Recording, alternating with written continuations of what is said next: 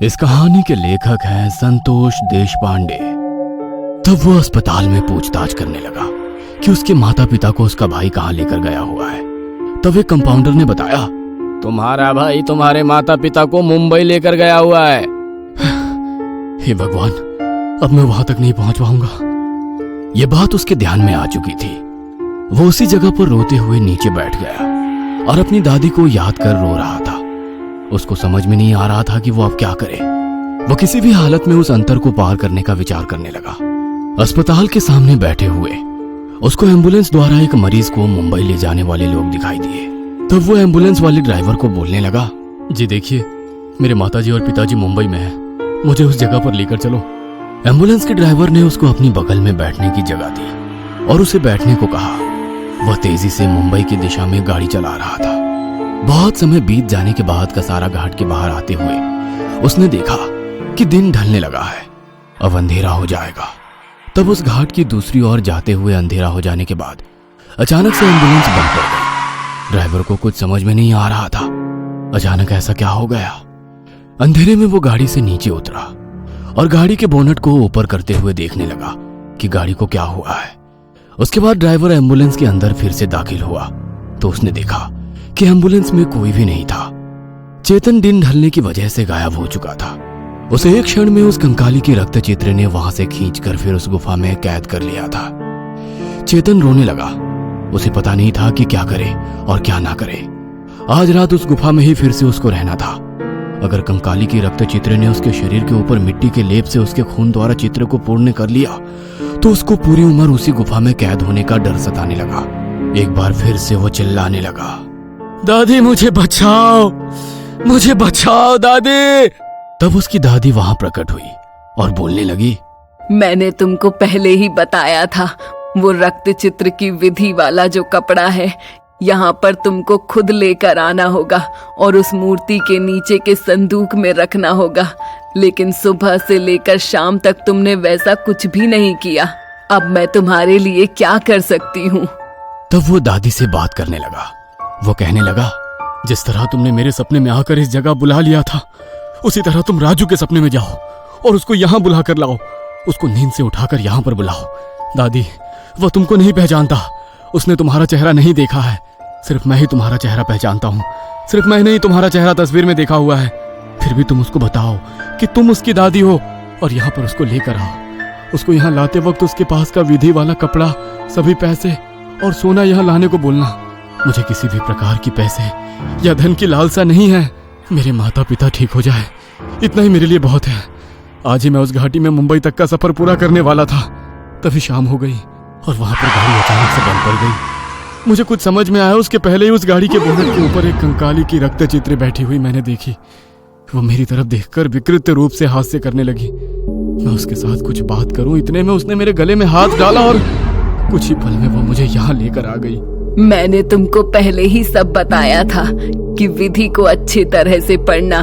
बेटे, अब रहने दो, मैं तुम्हें बचाने का आखिरी प्रयास करती हूँ। चाहे कुछ भी हो जाए, तुम्हारे शरीर के ऊपर वो कंकाली जो रक्त चित्र बना रही है वो पूरी नहीं होनी चाहिए, नहीं तो तुम उम्र भर के लिए यहाँ पर कैद हो जाओगे और वो इंसानों की तरह बाहर आ जाएगी। अब मुझे तुम्हें किसी भी कीमत पर बचाना ही पड़ेगा। उसकी दादी अचानक वहां से गायब हो गई। वो अपने सामने वाली कंकाली की रक्त चित्र की तरफ देखने लगा। तब उसने देखा कि वो रक्त चित्र एक गाय के कंकाल के सामने वाली दीवार पर रखा हुआ है। उसके ऊपर चित्र को निकालने की शुरुआत की हुई थी। वो विचार करने लगा कि रक्त चित्र गाय के कंकाल के ऊपर गाय की खाल लपेटकर रक्त चित्र क्यों बना रही है। लेकिन उसका काम तेजी से चल रहा था। फिर उस कंकाली की रक्त चित्री ने उसके शरीर के ऊपर का काम करना शुरू कर दिया। उस गाय के कंकाल की वजह से उसके शरीर का काम आधा अधूरा ही रह गया और तब तक सवेरा हो गया। चेतन गुफा से मुक्त हो गया और वो एक बार फिर बड़ी तेजी से अपने माता पिता की तरफ जाने के लिए निकला। सवेरा हो चुका था। अब उसको यह आशा थी कि उसके भाई राजू के सपने में दादी कुछ ना कुछ तो संदेश जरूर देकर आएगी और उसके बाद राजू यहाँ पर विधि वाला कपड़ा लेकर जरूर आएगा। फिर एक बार अस्पताल की जगह पर 6-7 घंटे का अंतर चलने के बाद वो वहां पहुंचा। तब उसको ध्यान में आया कि उसके भाई राजू ने उसके माता पिता का उपचार करा के मुंबई से वहां पर लाया है। तब वो अपने भाई राजू को बोलने लगा, मुंबई में क्या हुआ? वो रस्म वाला कपड़ा कहाँ है? वो पैसा और सोना कहाँ है? तब उसके भाई राजू ने उसे बात बताई कि एक बूढ़ी औरत आई हुई थी। वो अभी अभी वो रस्म वाला कपड़ा मेरे से छीन कर ले गई और सोना पैसा सब कुछ वो लेकर सामने चलते हुए जा रही है। उसी वक्त चेतन के मन में एक प्रश्न उपलब्धि हुआ, वो बुढ़िया औरत कौन है? क्या वो कंकाली की रक्तचित्री है? नहीं, वो दिन में यहाँ तक नहीं आ सकती। वो विचार करने लगा कि दिन ढलने से पहले यहाँ से वो कपड़ा लेकर गुफा तक जाना ये काम अब संभव लग रहा है। चाहे कुछ भी हो जाए, अपने भाई राजू को अब वो राज बताना ही चाहिए। और ये विचार मन में करते हुए वो उसके पास जाकर बैठा। उसने राजू को सभी बातें अच्छी तरह से बताई। तब राजू उससे बात करने लगा और बोला, तुमने जिस औरत का वर्णन किया है वो औरत अभी अभी यहाँ पर आई थी। लगता है तुम जैसा बता रहे हो वो बिल्कुल कंकाली की रक्तचित्री ही होगी। मेरे पास आकर वो रस्म वाला कपड़ा और पैसा सोना सब कुछ लेकर चली गई। जब ये बात चेतन को समझ में आई तो वो जोर जोर से रोने लगा। वो अपने भाई को बोलने लगा, तुमने ऐसा क्यों किया? वो शैतानी शक्ति है, उसको तुमने वो कपड़ा क्यों दिया? अब मुझे पूरी उम्र भर रात के समय इसी गुफा में कैद होना पड़ेगा। ये बात चल रही थी कि इतने में दिन ढल गया था, शाम हो गई थी। वो आगे कुछ बात कर पाए इतने में वो भयानक सी कंकाली की रक्तचित्री वहां पर प्रकट हुई। उसने उसके गले में हाथ डाला और कुछ ही क्षणों में उसको वहां से खींच कर लेके गायब हो गई। यह सब देखकर चेतन का भाई राजू रोने लगा। चेतन ने जैसे बताया था लगभग उसी तरह की घटना उसके सामने घट चुकी थी। उसके बाद राजू ने तय कर लिया कि वो अभी के अभी उसके भूकंपग्रस्त गांव की तरफ जाएगा। वह पूरी रात सफर करते हुए भोर के समय तक वहां पहुंच चुका था। उसने पूरी सतर्कता से उस गुफा में प्रवेश किया। उसके सामने एक चित्र, विचित्र आकृति एक गाय के सिर के ऊपर रंग लगाते हुए दिखाई दी। उसको यह समझ नहीं आ रहा था कि यह क्या चल रहा है। वह और थोड़ी दूर जा पहुंचा और दीवार के ऊपर देखने लगा। तब वो बहुत आश्चर्यचकित हुआ। उसका भाई चेतन उसको दीवार की तरफ दिखाई दिया। उस गाय के सिर के ऊपर तक का चित्र अब रंग लगाकर पूरी तरह से तैयार हुआ था। अब वो भयानक आकृति सामने वाले उसके भाई के शरीर के ऊपर खुद के रक्त से चित्र लेपन करने लगी। वो उस आकृति से कुछ बात करे, इतने में उस आकृति ने उसकी तरफ नजर फेर ली और उसको देखा। तब वो एक ही पल में उस दीवार पर खड़ा हो गया। वहां पर पेड़ की शाखाओं ने उसको बांध कर रखा हुआ था। उसका छोटा भाई भी यहाँ पर आकर इस भयानक गुफा में बंद हो गया है।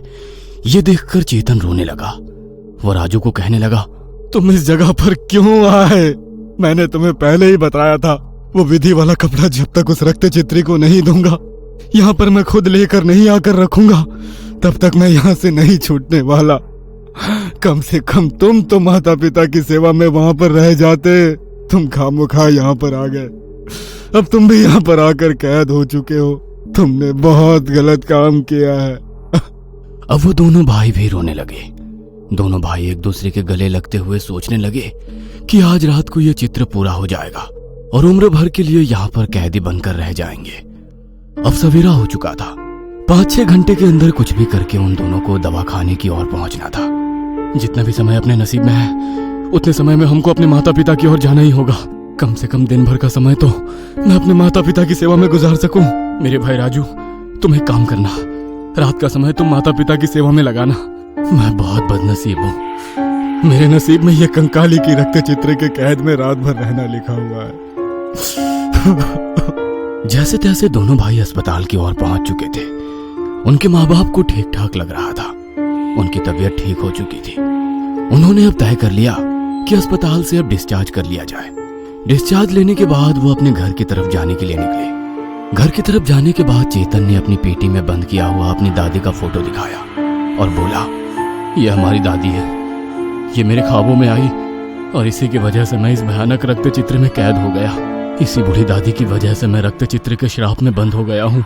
अब तक कभी भी नहीं देखा हुआ वो फोटो उसके भाई राजू ने देखा और बोलने लगा, दादा, ये तो वही औरत है जो मेरे पास से वो रक्तचित्र का रस्म लिखा हुआ कपड़ा लेकर और सोना लेकर चली गई थी। उसने जब मुझसे वो रस्म वाला कपड़ा और सोना मांगा तो मैं उसको कुछ भी बोल ना पाया। सिर्फ वो जैसे बताती थी वैसे मैंने किया। हे भगवान, दादी तुम्हारे पास से वो कपड़ा लेकर चली गई है। इसका मतलब आज रात को वो कंकाली की रक्तचित्र फिर से मुझे एक बार लेकर चली जाएगी। दादा, मैं भी तुम्हारे साथ वहां पर आऊंगा। कुछ भी चिंता मत करो, इस बात से कुछ ना कुछ तो हल निकल आएगा। इसी दौरान शाम हो चुकी थी और उस जगह पर वो भयानक कंकाली उनके घर के दरवाजे के बाहर आकर बैठी हुई थी। वो सो नहीं रही थी, वो रो रही थी। उसकी आंखों में आंसू आए हुए थे। उसने कुछ ही समय में चेतन के गले में हाथ डाला और उसको वहां से खींचते हुए गुफा की ओर लेकर चली गई। उसका भाई राजू भी उसके पीछे पीछे उस दिशा में निकल पड़ा। सवेरा होने से पहले वो पहुंच गया। तब उसने उसकी आंखों के सामने अलग ही दृश्य देखा। गाय के कंकाल के ऊपर की रक्त चित्र, उसके ऊपर का शिल्प संपूर्ण हुआ था। कंकाली उसके भाई के साथ बैठकर कुछ बातें कर रही थी। राजू चलते हुए उसकी तरफ चला गया और वो देखने लगा। तब उस कंकाली ने बात करना शुरू कर दिया। वो बोली, बच्चों, तुम सोच रहे होगे मैंने मेरे पोते राजू से विधि का कपड़ा लिया था। वो सोना और पैसे भी लिए हुए थे, फिर भी मैंने मेरे पोते को इस शाप से मुक्त कैसे नहीं किया। बच्चों, ये कंकाली रक्त चित्री दूसरी तीसरी कोई भी स्त्री नहीं, वो मैं खुद हूँ। मुझे इस विद्या की पूरी जानकारी है। मैं मेरे बेटे को बीमारी से तड़प कर देखकर नहीं रह सकी, इसलिए मैं अपने पोते चेतन के सपने में चली गई। अस्पताल के इलाज के लिए कुछ पैसे जमा हो, इसलिए इस विद्या के द्वारा उसको पैसे मिले, इसलिए मैंने उसको यहाँ पर वो सपना दिखाकर बुलाया। मैंने उस विद्या की सभी विधि को सपने में बताई थी, लेकिन उसने एक गलती की और वो रस्म का कपड़ा पैसे और सोने के साथ तुम्हारे पास दे दिया। वो बहुत बड़ी गलती थी। कल शाम जब मैंने तुम्हारे पास से वो कपड़ा और सोना वापस लाया, लेकिन मैं मेरे बेटे को देखने के लिए भी आई थी। मैंने जब मेरे बेटे को और मेरे बहू को देखा, तब मेरे मन की इच्छा पूर्ण हुई। वो विधि वाला कपड़ा जब तक यहाँ तक नहीं पहुँच जाता, तब तक मुझको यहाँ पर चित्र को पूरा करना ही था और उस कंकाली की विधि के अनुसार मुझे यहाँ पर खींचकर लेकर आना ही पड़ता था। लेकिन जब तुम यहाँ पर आए थे, तब मैं एक गाय के कंकाल पर चित्र बना रही थी। तब तुम्हारे छोटे भाई राजू ने मुझे देखा था। मेरा पोता इस भयानक विधि में कैद ना हो जाए, इस डर से मैंने गाय की अस्थियों को यहाँ पर लाकर इस दीवार में स्थित किया और उसके ऊपर रक्त चित्री बनाने लगी। आज ही रात को वो रक्त चित्र की शिल्पी पूर्ण रूप से तैयार हुई।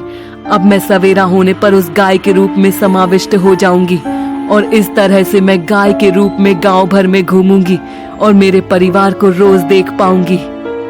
मेरे पोते, मैं तुम्हारे शरीर के ऊपर कंकाली रक्त चित्री पूरी करके पूरी उम्र भर तुम्हारे शरीर में जी सकती थी, लेकिन मेरे बेटे और बहू को रोते हुए नहीं देख पाती।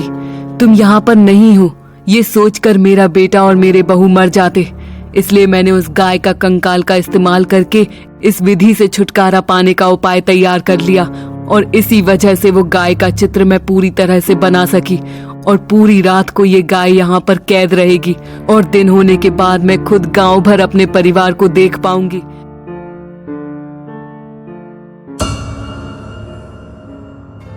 ये कहानी आपको अच्छी लगी हो तो हमें सब्सक्राइब करें, हमारा इंस्टाग्राम और फेसबुक पेज जरूर फॉलो करें। और हाँ दोस्तों, सब्सक्राइब करना भूलना मत।